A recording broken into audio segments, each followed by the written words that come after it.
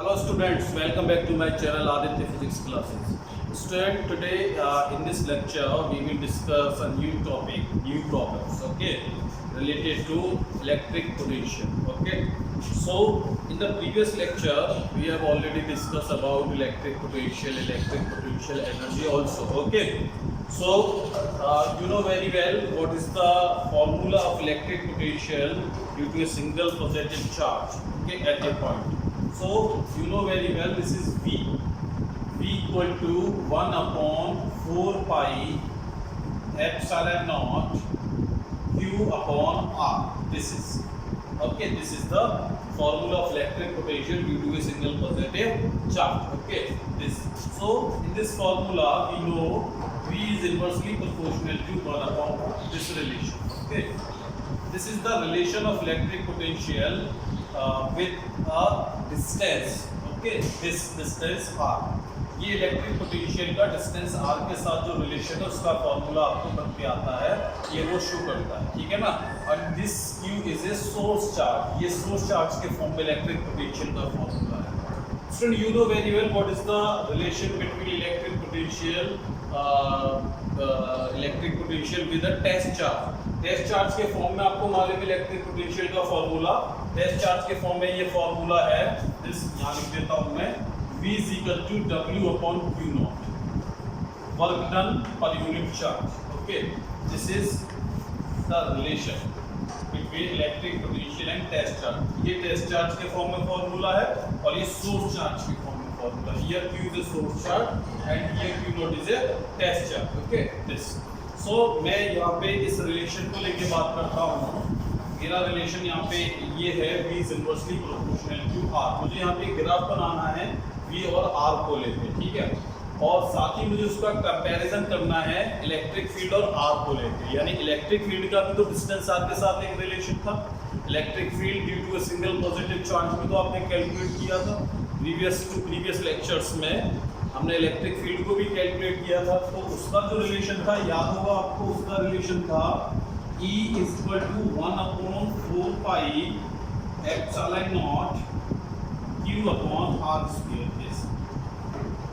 ठीक है ना. ये इलेक्ट्रिक फील्ड का सोर्स चार्ज के फॉर्म में due to single positive charge, ये रिलेशन यहाँ पे निकल गया था, ठीक है. तो यहाँ से अगर मैं बात करूँगा तो यहाँ पे हमको देखने को मिलेगा कि E is inversely proportional to 1 upon R square. ये वाला रिलेशन आपको देखने को मिलेगा. मतलब इलेक्ट्रिक पोटेंशियल जो है वो भी इनवर्सली प्रोपोर्शनल है, लेकिन वो 1 अपॉन r है. और इलेक्ट्रिक फील्ड जो है वो इनवर्सली प्रोपोर्शनल है sphere of the distance. Okay, sphere of the distance.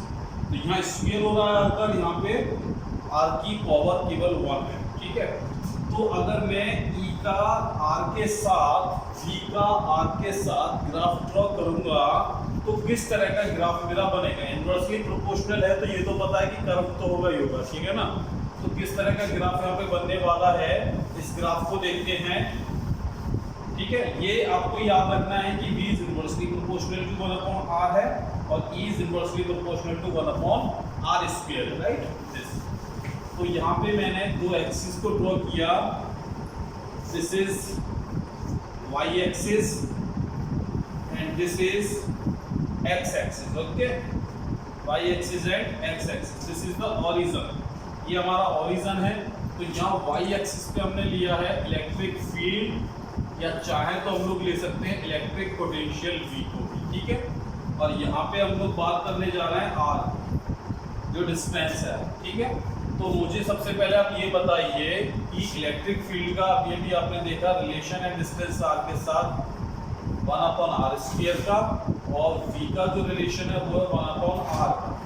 तो अगर मैं इस x एक्सिस पे डिस्टेंस R को इंक्रीज करता हूँ तो ये तो मुझे मालूम है कि E को भी कम होना है, E को भी डिक्रीज होना है और V को भी डिक्रीज होना है, क्योंकि रिलेशन इनवर्सली प्रोपोर्शनल का है दोनों का, ठीक है ना. तो अगर R इंक्रीज होता है तो यहाँ पे मुझे बताइए E इज डिक्रीजिंग फास्टर या V is decreasing faster. E is decreasing faster या V इज डिक्रीजिंग फास्टर. कौन जल्दी से डिक्रीज होगा, सोचिए कौन जल्दी से डिक्रीज होगा. तो रिलेशन पे जरा नजर डालिए. यहाँ 1 अपॉन R स्क्वायर है, यहाँ 1 अपॉन R है. तो अगर मैंने सपोज दैट R को इंक्रीज कर दिया 3 टाइम्स, ठीक है ना, R को मैंने इंक्रीज किया 3 टाइम्स, तो V कितना डिक्रीज होगा 1/3 टाइम्स, और E कितना डिक्रीज होगा 1/3 का स्क्वायर, 1/3 का स्क्वायर यानी 1/9 टाइम्स। तो हु इज डिक्रीजिंग फास्टर?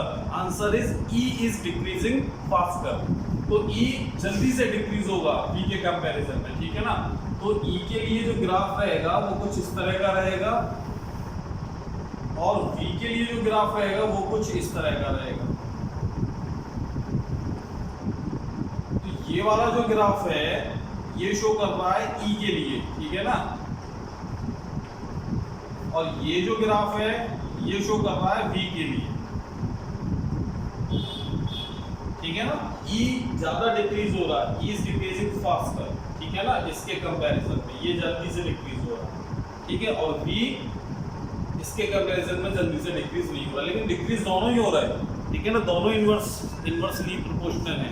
वो 1/r है और वो 1/r स्क्वायर है। तो ये ग्राफ है, ये कभी कभार क्वेश्चन पेपर में आ जाता है, 1 मार्क्स यहाँ से क्वेश्चन बन सकता है, ठीक है, तो इसको आप नोट कर सकते हैं। Please note down this graph.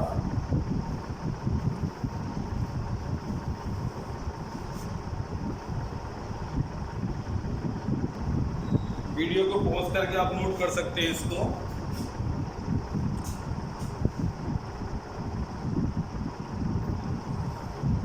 Okay, अच्छा बेटा, अब इसके बाद में यहाँ से एक और इम्पोर्टेंट क्वेश्चन जो बन के चलता है वो क्वेश्चन है आपका, ये क्वेश्चन भी एक दो बार 2-3 बार जो मैंने देखा है कि ये पूछा गया है और इम्पोर्टेंट क्वेश्चन भी है। क्वेश्चन ये है आपका कि जो आपका इलेक्ट्रिक फोर्स है, इलेक्ट्रिक फोर्स या मैं कह लूँ इलेक्ट्रिक फील्ड, तो इलेक्ट्रिक फोर्स और इलेक्ट्रिक फील्ड इसको प्रूफ करिए कि ये कंजर्वेटिव होता है। इलेक्ट्रिक फील्ड और इलेक्ट्रिक फोर्स प्रूफ करिए कि ये कंजर्वेटिव होता है। इस तरह का क्वेश्चन पेपर में आ चुका है, ठीक है ना। तो क्वेश्चन करके हम लोग लिखेंगे, इंपॉर्टेंट क्वेश्चन नहीं ये चलेगा आपका।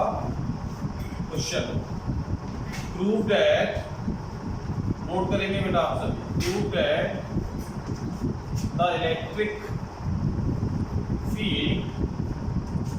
the electric field and electrostatic force, electric field और electrostatic force,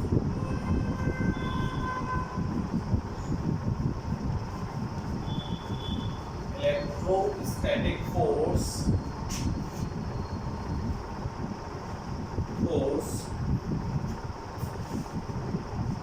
is conservative,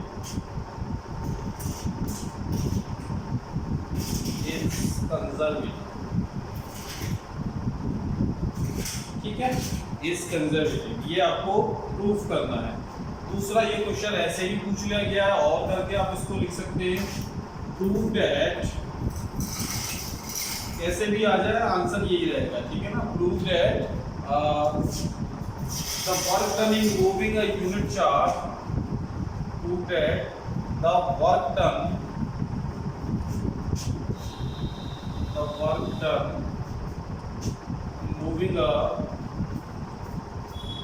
in moving a point charge, prove that the work done in moving a point charge, moving a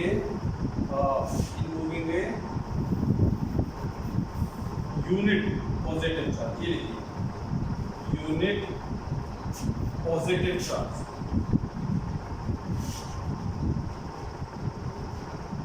positive charge over a closed path, over a closed path, over a closed path in electric field is 0, in electric field is 0, ठीक है।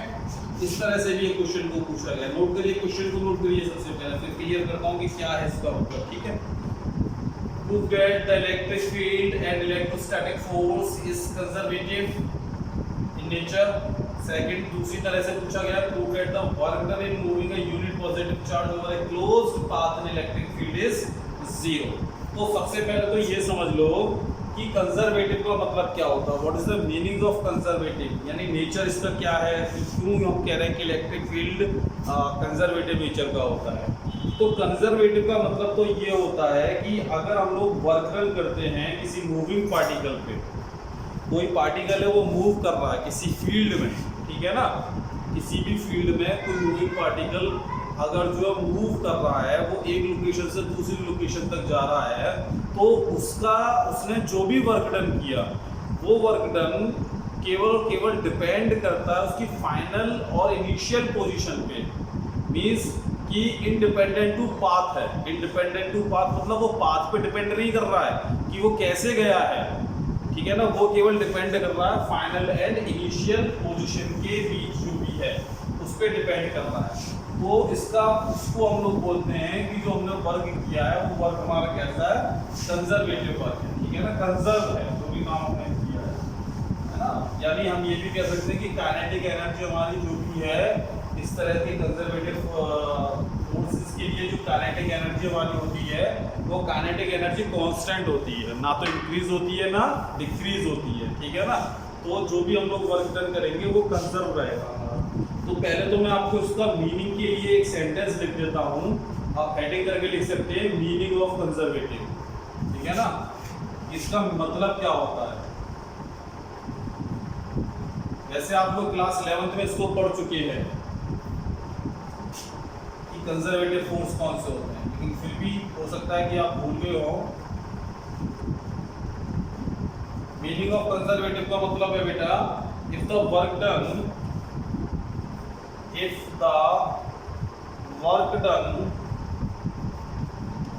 ये बहुत important है, इसको note करके लिख लेंगे आप। If the work done in moving particle, the work done in moving particle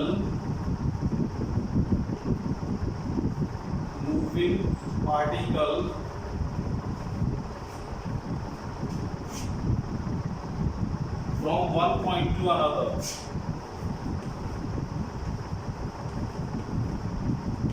from one point to another,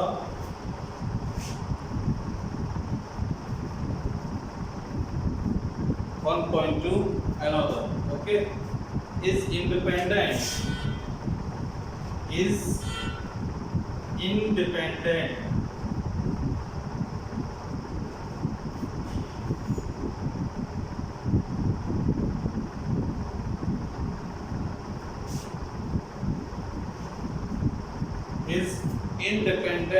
of the path,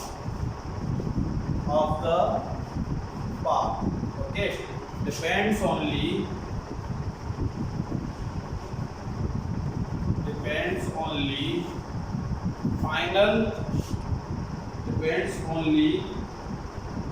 the initial and final points, the initial and final points,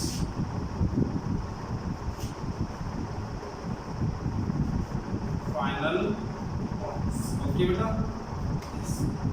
तो ये आपको इसका conservative का मतलब है कि अगर हमारा कोई भी पार्टिकल मूव कर रहा है from one point two another, तो उसने जो भी वर्क डन किया वो वर्क डन इंडिपेंडेंट है पाथ से, ठीक है ना, पाथ पे डिपेंड नहीं कर रहा है, केवल किस पे डिपेंड कर रहा है, only the initial and final position. Suppose एक पार्टिकल यहाँ पॉइंट ए पे है और वो पार्टिकल ये ए से बी आ गया मूव करके, ठीक है, और वापस अगर हम चाहें तो इसको बी से ए लेके जा रहा है और इस पास से लेके नहीं जा रहा है, किसी दूसरे पास से लेके जा रहा है, लाइक अब के बाद हम उसको ये लेके आए, ठीक है ना। तो जो भी हमारा वर्क डन हुआ ए से बी जाने में और बी से ए आने में, तो वो वर्क डन कायदे में कितना होना चाहिए। अभी डेफिनेशन क्या कह रही है, कंजर्वेटिव का मतलब क्या है कि जो वर्क डन है वो किस पे डिपेंड करता है कंजर्वेटिव के लिए, केवल फाइनल एंड इनिशियल पोजीशन पे। तो ए से बी जाने में जो वर्क डन हुआ क्या उतना ही वर्क डन बी से ए आने में होना चाहिए कि नहीं होना चाहिए, अगर कंजर्वेटिव है तो होना चाहिए, क्योंकि ए से बी अगर हम जा रहे हैं तो बी से ए लौट के जब हमारा भले ही पाथ हमारा कोई सा भी रहा हो, ए से बी हम गए इस पाथ को फॉलो करके, ये वाला पाथ, और जब बी से ए आए तो हमने पाथ को बदल दिया, हम इस वाले पाथ से आए। तो ए से बी गए तो जो भी वर्क डन हमने किया, और बी से ए आए तो जो भी वर्क डन हमने किया वो वर्क डन को तो इक्वल होना चाहिए, क्योंकि हम तो बात कर रहे हैं कि फाइनल और इनिशियल पोजीशन पे डिपेंड करता है ये। तो ए से बी जाने में जितना वर्क डन करना पड़ेगा उतना ही वर्क डन बी से ए आने में भी करना पड़ेगा। अब बच्चे क्या कहते हैं, कंफ्यूज हो जाते हैं, बोलते सर ए से बी तो आप ये वाले पाथ को फॉलो करके गए और बी से ए जब आए तो आप इस वाले पाथ को फॉलो करके आए, जबकि ये वाला पाथ और ये वाला पाथ तो अलग है। तो कंजर्वेटिव में का मतलब ही क्या है कि इंडिपेंडेंट ऑफ पाथ, पाथ पे तो डिपेंड ही नहीं कर रहा, किस पे डिपेंड कर रहा है, depends only the initial and final position. तो इस केस में इनिशियल और फाइनल पोजीशन आपकी क्या रही, अगर हम टोटल वर्क डन निकालने बैठेंगे तो टोटल वर्क डन तो 0 हो गया, क्योंकि इनिशियल पॉइंट पोजीशन भी वही है पार्टिकल की और फाइनल पोजीशन भी वही है पार्टिकल की। भाई पार्टिकल का इनिशियल, अगर हम क्लोज लूप की बात करें कि भाई हमारा टोटल वर्क डन कितना हुआ जब हम ए से बी गए और बी से ए आए, तो ए सी तो चले थे और लौट के ए पी आ गए, तो टोटल वर्क डन तो 0 हो गया ना इस केस में। तो क्लोज लूप के लिए कंजर्वेटिव में हमेशा याद रखिए, जब भी हम क्लोज लूप के लिए बात करेंगे, क्लोज लूप का मतलब यही होता है कि जहां से हमने स्टार्ट किया वहीं पर हमने एंड कर दिया। तो जब भी हम क्लोज लूप के लिए बात करेंगे तो नेट वर्क डन हमारा कितना आएगा, 0 आएगा, ठीक है ना। इसको नोट करके लिखिए जरा और आगे क्लियर करता हूं। हो गया नोट। तो बेटा ऐसे ही अब आप ध्यान रखिएगा कि जो आपका इलेक्ट्रिक फील्ड है, इसको मैं प्रूफ करूंगा, ये तो केवल मैं स्टेटमेंट लिख रहा हूं। तो जो हमारा इलेक्ट्रिक फील्ड है, इलेक्ट्रिक फील्ड इज कंजर्वेटिव,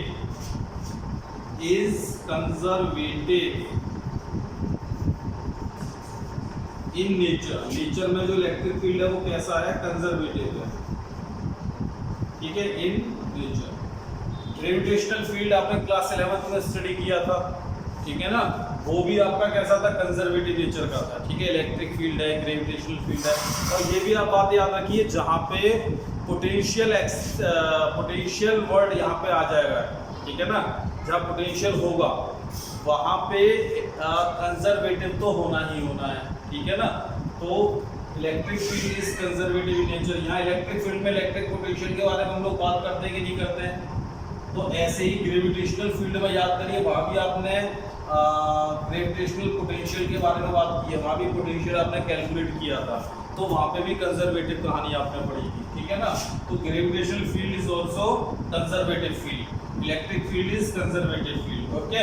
ये कंजर्वेटिव फील्ड होते हैं। अब ये कैसे कंजर्वेटिव होते हैं, जरा इस कहानी को प्रूफ करके देखते हैं। तो चलिए प्रूफ करते हैं, ये आपने नोट कर लिया, ओके। चलिए प्रूफ के लिए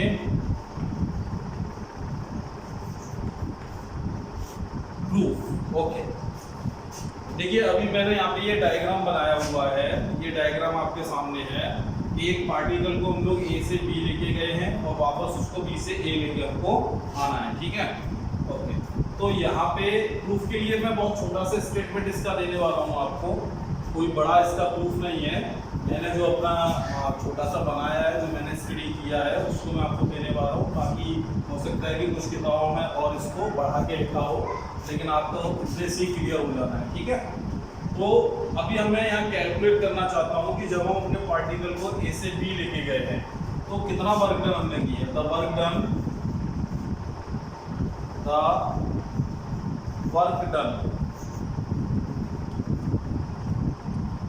of a पार्टिकल को ना लेके मैं यहाँ पे चार्ज लिख देता हूँ, क्योंकि हम एक चार्ज पार्टिकल को लेके जा रहे हैं। यानी एक चार्ज है आपका क्यू नॉट, इस क्यू नॉट चार्ज को ए से बी लेके गए हैं और फिर इसको बी से ए लेके आए हैं। तो the work done of A point charge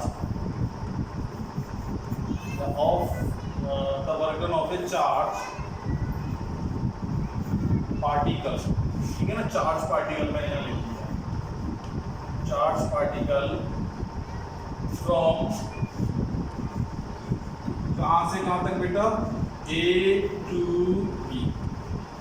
B हम उसको लेके गए, ठीक है ना।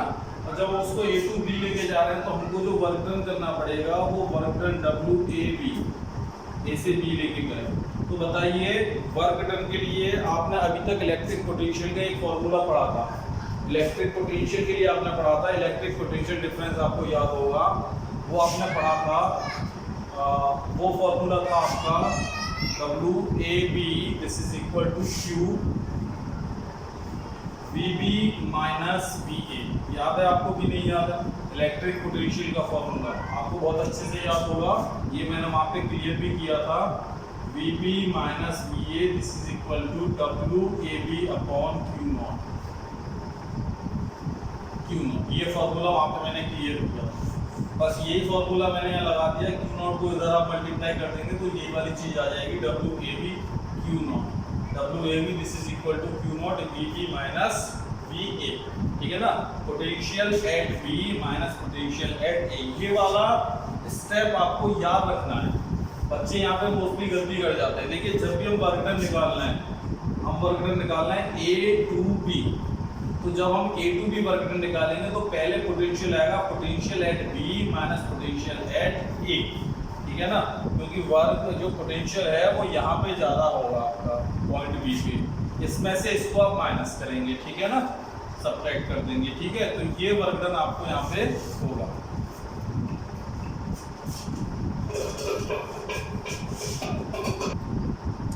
तो ये वर्क डन आपको क्लियर हो रहा होगा कि ये मैंने कैसे लिखा है, A से B जाने में कितना वर्क डन करना पड़ेगा। और अगर क्लियर नहीं है तो एक बार मैं आपको और याद दिला देता हूँ।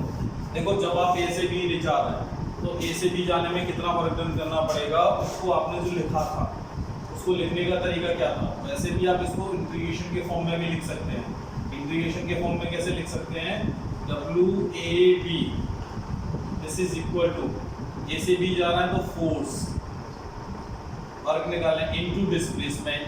मान लो यहाँ से यहाँ तक आप जा रहे हैं, ठीक है ना, तो इसको मैंने ये मान लिया कि किसी पॉइंट पे पर्टिकुलर किसी पॉइंट पे इस पॉइंट पे फोर्स लग रहा है इलेक्ट्रोस्टैटिक फोर्स इस डायरेक्शन में, मतलब ये कह देता हूँ मैं इलेक्ट्रिक फील्ड इस डायरेक्शन में, ठीक है ना, this is the direction of electric field. और यहाँ पे हमने एक पार्टिकल को डिस्प्लेस किया, थोड़ा सा डिस्प्लेस किया ये डायरेक्शन में dr हमने इसको डिस्प्लेस किया। तो ये जो dr और E के बीच का एंगल है ये एंगल है theta, this angle is theta. तो कितना वर्क डन यहाँ पे हमको करने को मिलेगा, कितना वर्क डन हम लोग करेंगे। तो देखिए बेटा नंबर 1 F वर्क डन का फॉर्मूला होता है फोर्स इनटू डिस्प्लेसमेंट।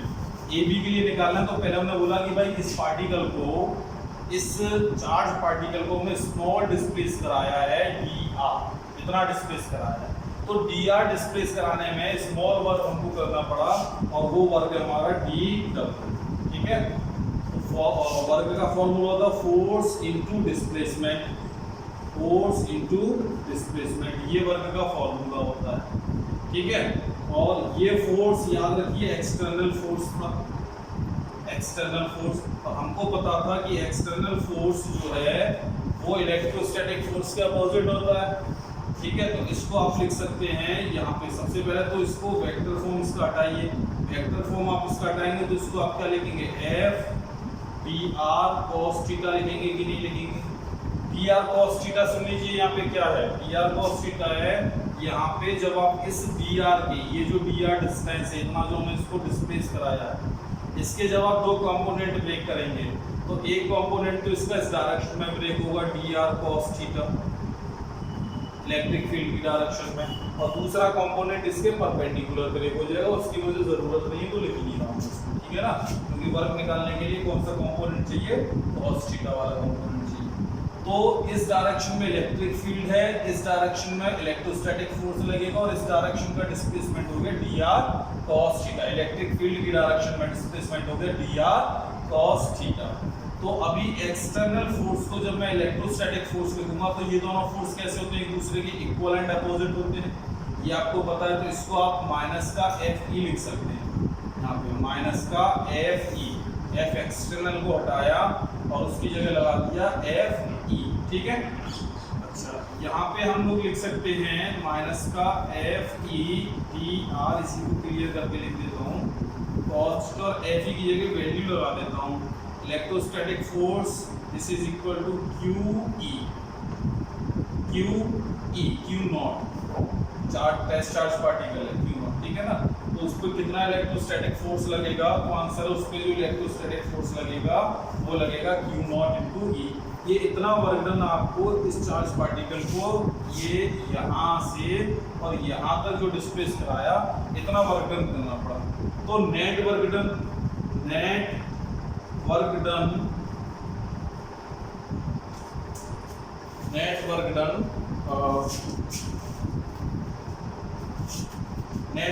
कितना करना पड़ेगा, W, कहाँ से कहाँ तक, A से B तक। तो उसको निकालने का तरीका क्या है, उसको निकालने का तरीका है कि आप इसका इंटीग्रेशन करा दीजिए।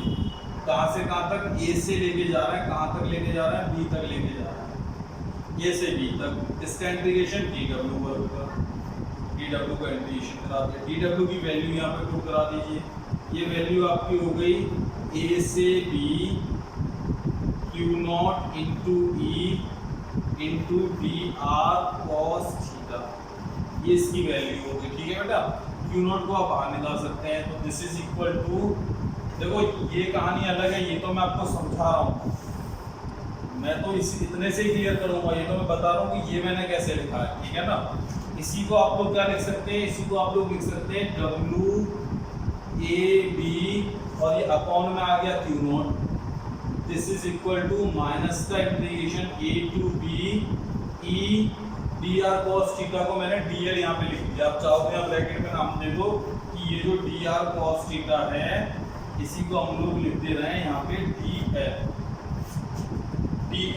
और WAB अपॉन Q0, इसको आप लोग जानते हैं, ये क्या होता है, वर्क डन पर यूनिट चार्ज। इसको हम लोग क्या बोलते हैं, इलेक्ट्रिक पोटेंशियल डिफरेंस, ठीक है ना।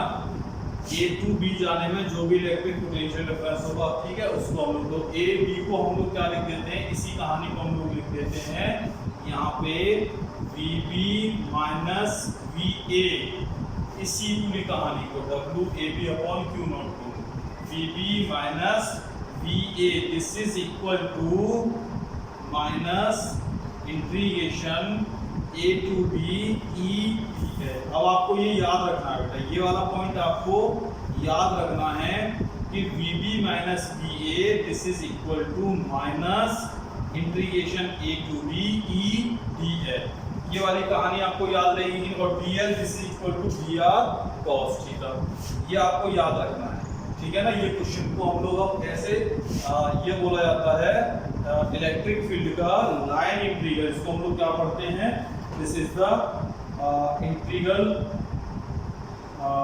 line integral of the electric field, this is line integral of the electric field EDL is what, EDL is the line integral of electric field, ठीक है ना। अब ये पूरा सेटअप समझ में आया, तो इसको नहीं लिखना है हमको, केवल डायरेक्ट लिखना होता है, ये तो मैंने आपको समझाने के लिए लिखा है। अब मैं इसको सीधे ये लिखने वाला हूँ यहाँ पे, इसको मैंने लिख दिया WAB upon Q0, this is equal to VB minus VA and this is equal to minus line integral of electric field A to B E dl।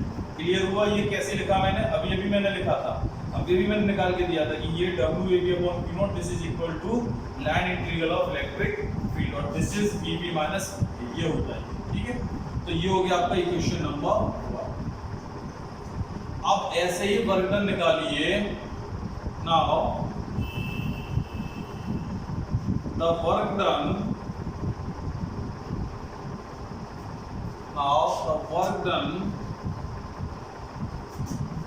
of a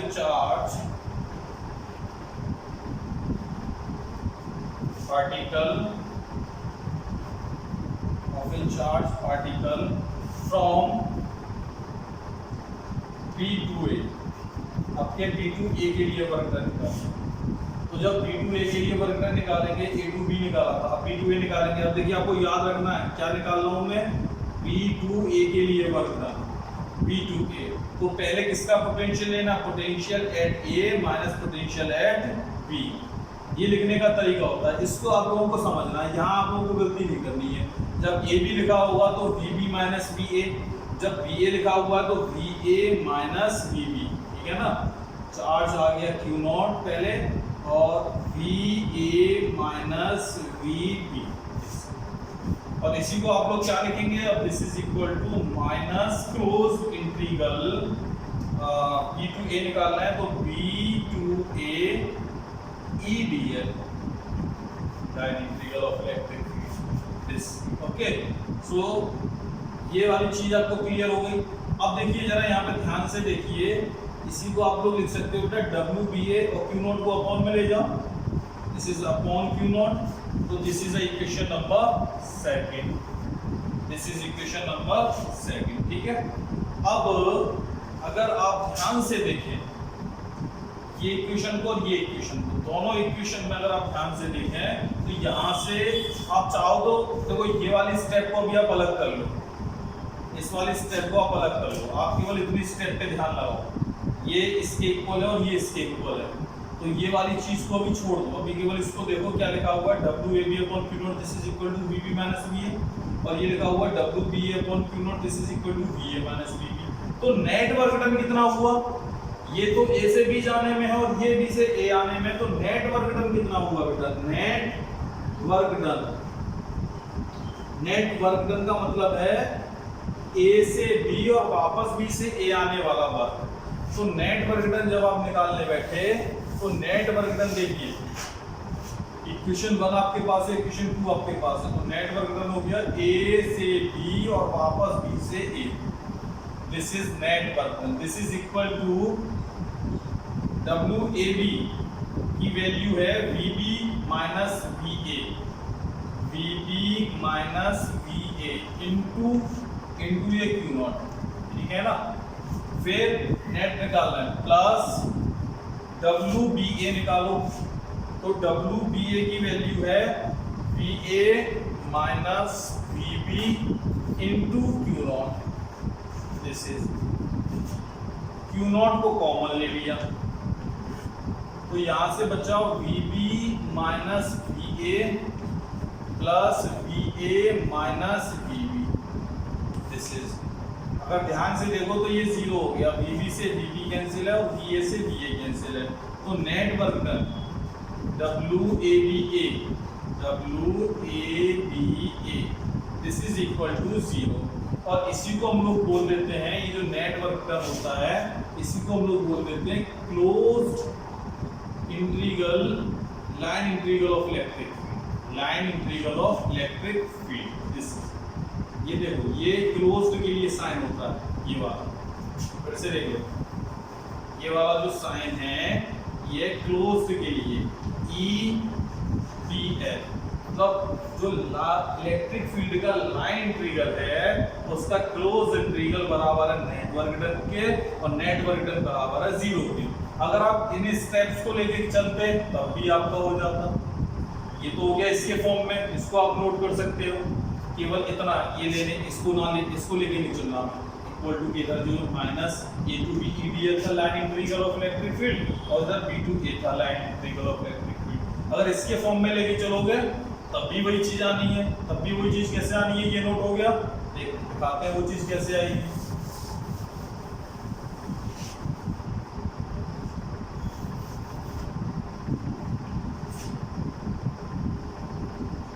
closed line integral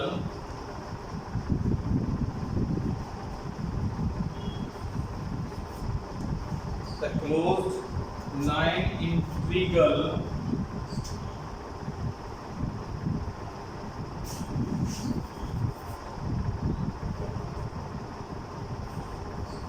of electric field। अब जरा ध्यान से देखिए यहाँ पे, या अभी नहीं लिखते इसको, है ना, अभी पहले इसी का थोड़ा सा चेंज कर लेते हैं, ये जो इक्वेशन 2 इसको अभी यहाँ पे इक्वेशन 2 मत लो, पहले वाले में तो इक्वेशन 2 लेके खत्म कर देना, लेकिन अब की बात कर रहा हूँ, अभी इसको आगे बढ़ा सकते हैं हम लोग। देखो ये वाली कहानी को तो छोड़ ही दो, अब इन दोनों को लेके चलो, तो लाइन इंटीग्रल के फॉर्म में हम लोग बात करेंगे।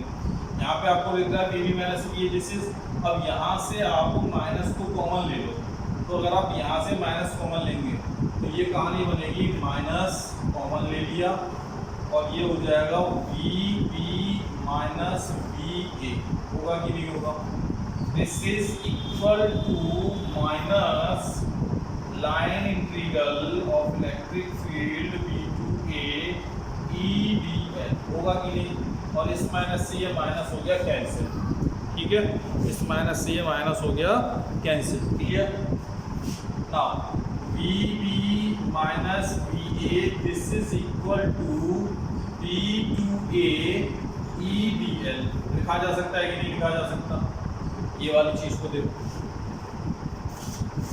ठीक है, ये वाली कहानी, यहाँ से माइनस कॉमन लिया पहले V A minus V B, तो यहाँ से माइनस कॉमन लेंगे, ये माइनस वाला प्लस, प्लस वाला माइनस, और उस माइनस ने इस वाले माइनस को प्लस कर दिया। अब अगर आप ध्यान से देखें तो ध्यान से देखने पे एक चीज मिलेगी, फ्रॉम इक्वेशन 1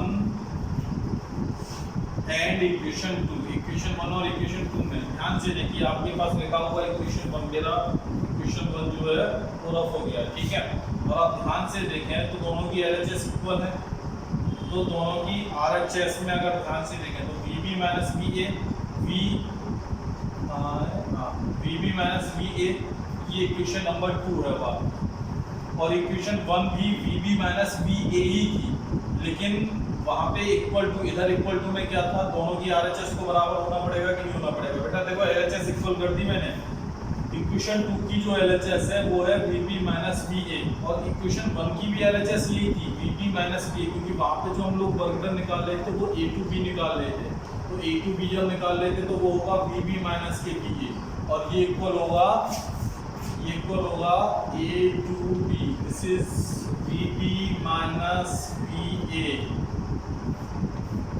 ठीक है, इनटू Q नॉट वाला कहानी है, Q नॉट को तो आप अपॉन में लेंगे, ठीक है ना, ये Q नॉट को तो हम यहाँ लिखेंगे वर्क डन पर unit, this is equal to minus A से B जा रहा है तो A to B E D L, ये था इक्वेशन नंबर 1, ठीक है ना, ये आपका लिखा हुआ है। तो देखो यहाँ पे ये वाली साइड और इक्वेशन 2 की ये वाली साइड इक्वल है, तो दोनों की RHS को भी इक्वल होना चाहिए, तो हमने यहाँ पे दोनों की RHS को इक्वल लिखा, हमने लिख दिया कि भाई ये जो वर्क डन है from B to A,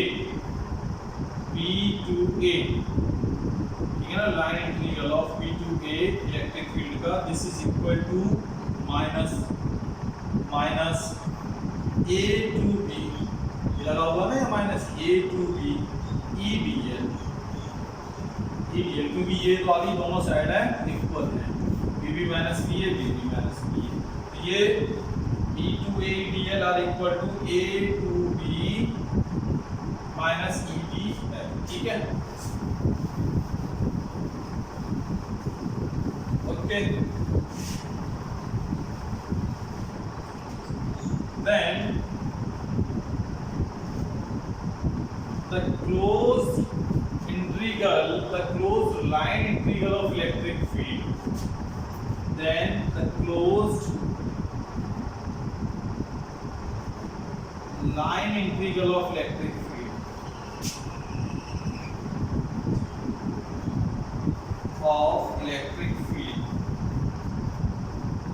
closed line integral of electric field मतलब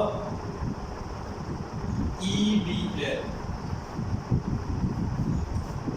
ये होगा close integral of line integral of electric field, ये होगा आपका EDL, A से B जाना प्लस B से A आना, ये तो होगा भाई B से A जाना, एक क्लोज रहेगा, अगर उसको मैंने ब्रेक किया, क्लोज का मतलब क्या है, A चाहो तो यहाँ लिख दो A B A से B गए B से A आए, तो उसको ब्रेक करके लिखा A से B गए B से A आए, और यहाँ पे ये वाली जो कहानी है ये क्या कह रही है, ये कहानी कह रही है कि आप चाहो तो इस B2 A की जगह लिख सकते हो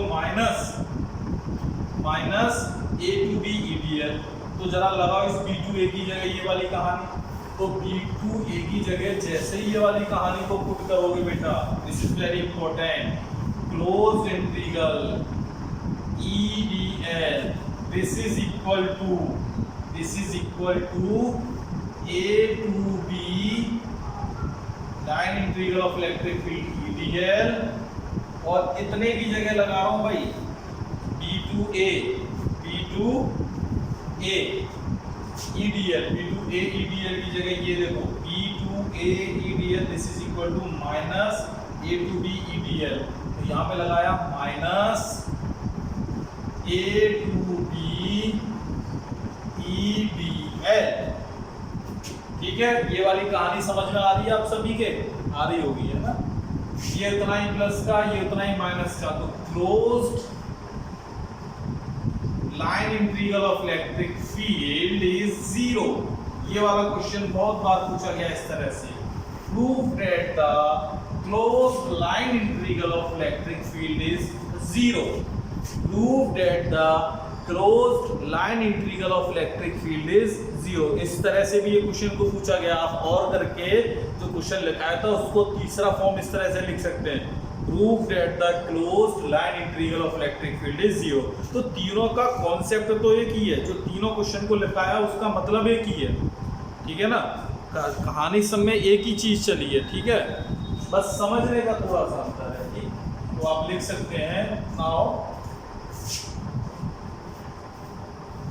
the line integral of an electric field along a closed path is zero.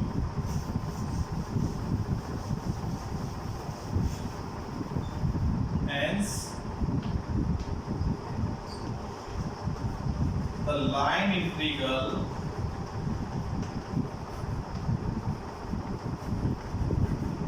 of electric field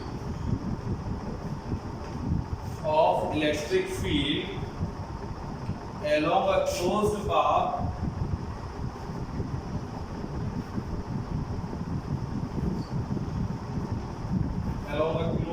path is zero। तो ये बात यहाँ पे प्रूफ हो जाती है। कंजर्वेटिव के केस में ये होता है, कंजर्वेटिव के केस में क्या होता है,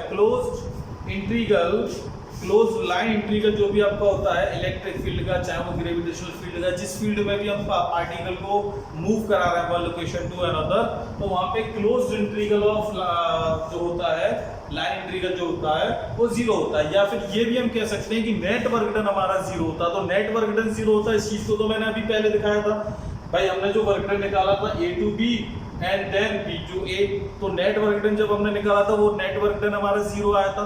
ऐसे ही यहाँ पे हमने लाइन इंटीग्रल को भी जीरो कर दिया। तो या तो ये कह लो कि नेट वर्क डन जीरो होता है, या फिर ये कह लो कि line integral of electric field की बात कर रहे हैं तो इलेक्ट्रिक फील्ड, ग्रेविटेशनल फील्ड की बात कर रहे हैं तो ग्रेविटेशनल फील्ड इज जीरो। तो यहाँ पे तो हम लोग इलेक्ट्रिक फील्ड पढ़ रहे हैं।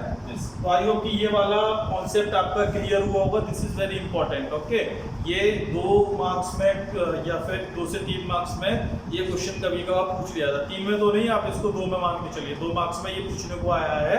आप इसको लिख सकते हैं इस तरह से भी क्वेश्चन को और करके, टू प्रूव, ये जो मैंने प्रूफ किया ये नहीं लिखा था, आप लिख सकते हैं इसको to prove that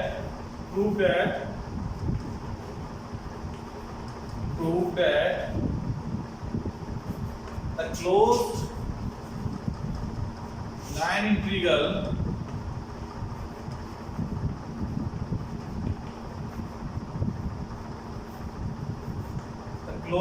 integral of electric field